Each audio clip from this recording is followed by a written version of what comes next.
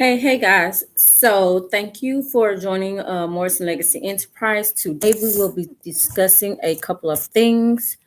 I first wanted to come on and kind of just touch base with everybody to see where are you with the transition that is going on in the world. So for me, just to be transparent, I am definitely in the beginning of it.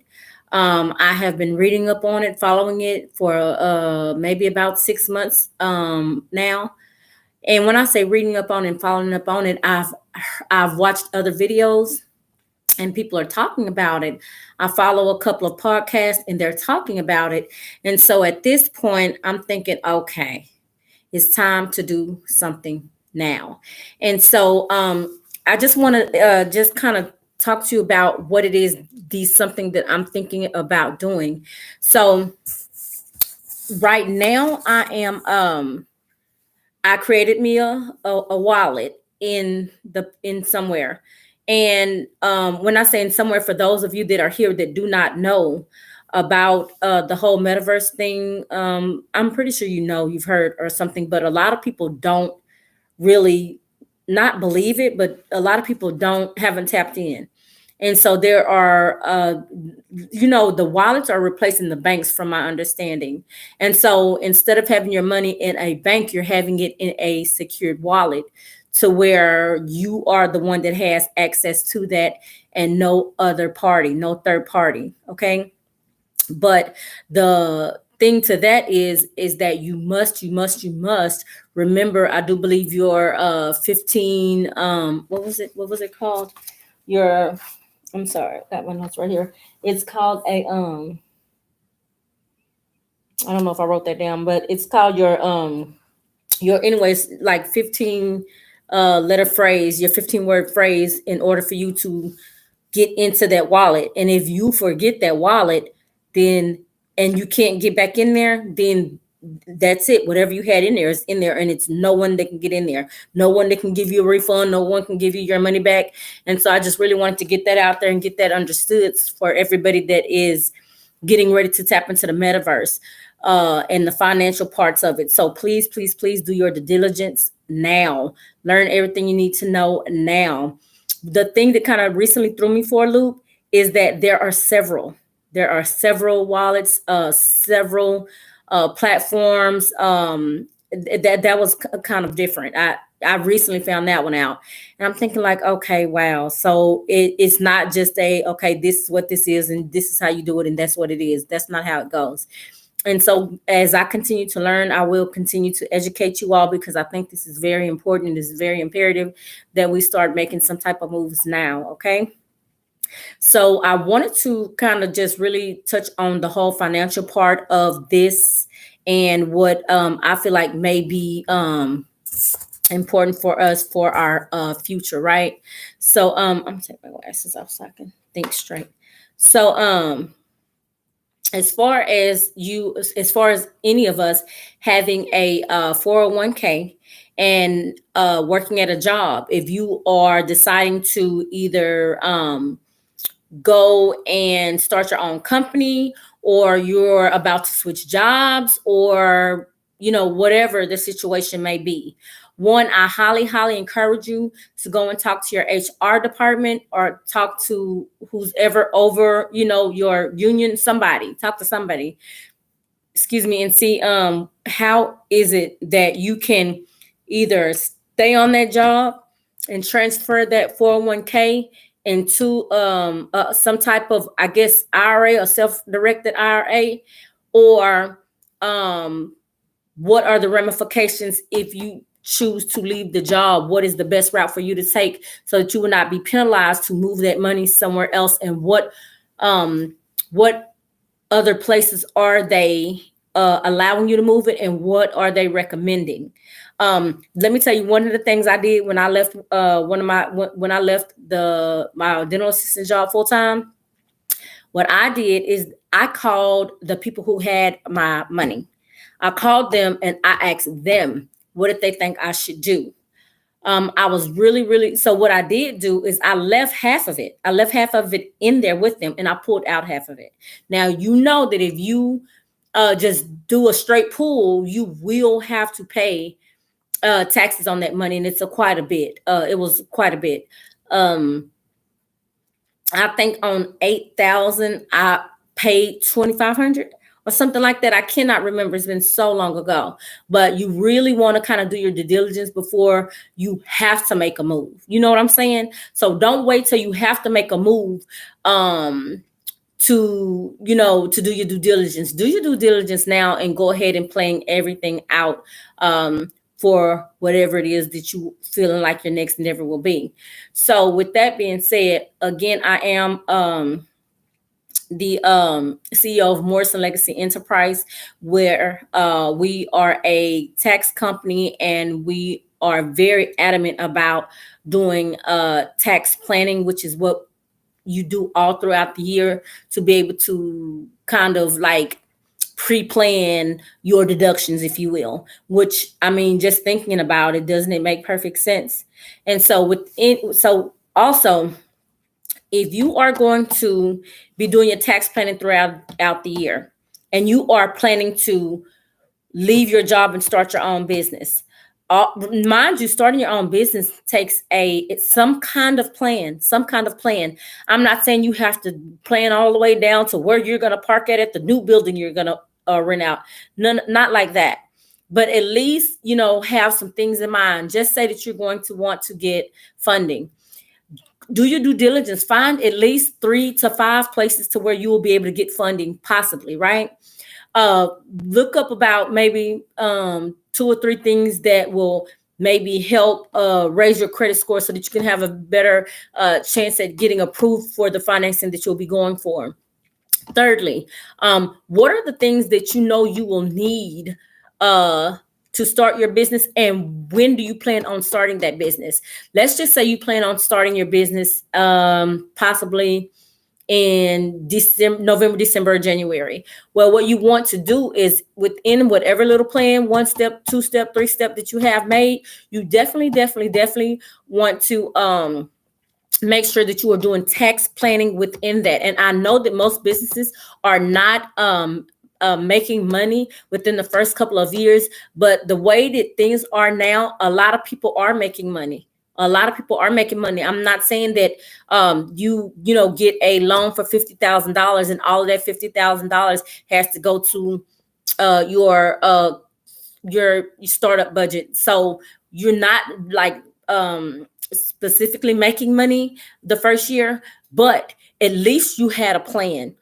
So that's year 1. Year 2, what is your plan? Year 3, what is your plan?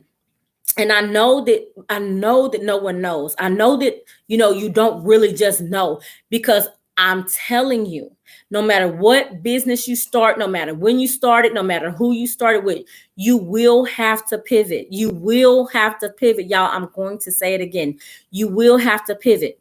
So with that being said, with whatever plan you have, just know that wherever you pull your money from, if you are pulling your money from an IRA and leaving your job to go start a business, or if you're already just building business credit so that you can get on the ground running come January, you still want to be able to have your plan planned out with someone that does tax planning, so that you'll be like, okay, so I know that I can I need this and this for my business.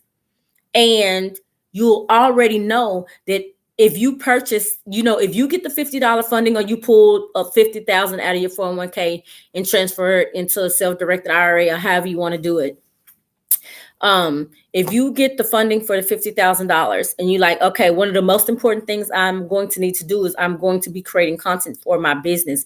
Everything else I've kind of already been doing on the side as a hobby. And so the thing that I feel that will make my business go to its next level is me getting equipment. I need lighting. I need cameras. I need backdrops. I need USBs, all kind of digital cards, or something to hold all my videos in. Take whatever monies you're going to set aside for that particular purchase, and note it in there. But again, you probably want to get in contact with someone that does tax planning so they can tell you exactly how to do that and what to do. But either way, you buying equipment for your company is definitely a tax write-off, okay? Definitely a tax write-off. But we must understand that having a business means that you have a LLC, a S corp, C corp, or something of that nature. You cannot have a DBA and consider that a business. That's still a hobby. Okay. Now, let's kind of spend just a couple of minutes on the IRA, the 401k and the IRA. Now, one of the things that I do know that I was able to do is take some of my money from my 401k, just in case you're thinking about getting into real estate. I was able to take some of my money from my 401k, and they were going to allow me to move some of that money into real estate without penalty. I'm going to say that again. One of the things that you can do with a 401k is move that 401k money into a real estate deal, and you will not be penalized. Now, again, please do your own due diligence with your company, with the people that hold your 401k, and see what standards and rules they have for the monies that they have put in.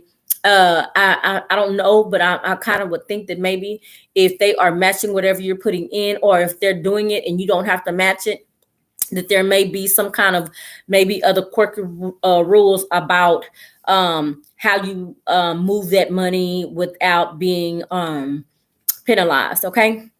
But one of the things that I, again, want to just please ask you all to do is do your due diligence. It is very, very important that you understand what it is that you can do with your 401k. What are the benefits of having a IRA, a self-directed IRA, and what would be the best plan that you can come up with to move that money somewhere that will be that will make the most sense for you and your family, or you and your business, or you and your, whatever next level that it is that you're going to, when you're either continuing on with your business, with the company that you work for, or if you are just trying to move that money out.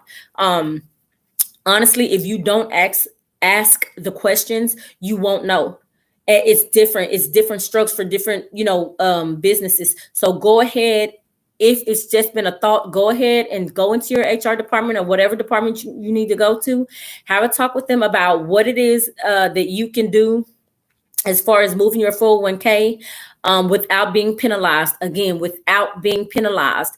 After you get those options down, then you can do some more due diligence and see exactly what it is that the possibilities that you would like to go into, what kind of business, what kind of partnerships, whatever it is that you would want to go into without being penalized, right? Now, there are so many other great things that you can do when you have your own business, and I kind of want to touch on those things. And on one of these videos, I'm going to be very, very transparent with you all here in the near future about some of the road bumps that I hit when starting this business, the tax company. And so again, y'all, this is Morrison Legacy Enterprise. We are a tax company, and we also do tax planning. We do consulting on with anyone that wants to start their own business. We can show you how to build your business from ground up. We can give you we can't show you how to do your LLC, but I am an affiliate with InkFile, and so I'll be able to allow you to use my affiliate link. But also, you guys, once you if either way it go, if you do use them as far as making some type of purchase with InkFile, please use my affiliate link. But secondly, InkFile will show you how to do your own LLC for free. And I do believe it's beneficial, but depending on what state you are in, I do know that when I filed mine, my filing fee for living in Texas was like $300 and something, if I'm not mistaken. Of course, they filed it, but I did look it up before I ever even had them do it. I honestly could have done it myself, but time was of the essence because I had just finished taking my class on taxes, and the season was fastly approaching. And so I just went on and allowed InkFile to go ahead and file all that paperwork for me. One of the things that I can say, when I filed with InkFile, Bank of America automatically kind of pretty much approved me to get an account with them. I did not, again, did not put that I did taxes in the name of my company. Again, the name of my company is Morrison Legacy Enterprise. And so I did that so that my next could be not be a red flag to the IRS and to the lenders and the funding, the people that would I would be potentially asking for funding. And so if there's any particular questions you have, y'all, please go ahead and leave them in the comments, and I will be able to elaborate more in a different video. Thank you all for tuning in, and please, if you have any questions or would like to speak with us, please visit www.mlehelp.com and schedule you a free 15-minute consultation. We'd love to help you out in any way that we can. But if you do just have any other questions that you would like for me to elaborate on, please go ahead and leave a question or comment in the comment section, and we'll see you in the next video. Thank you all for tuning in.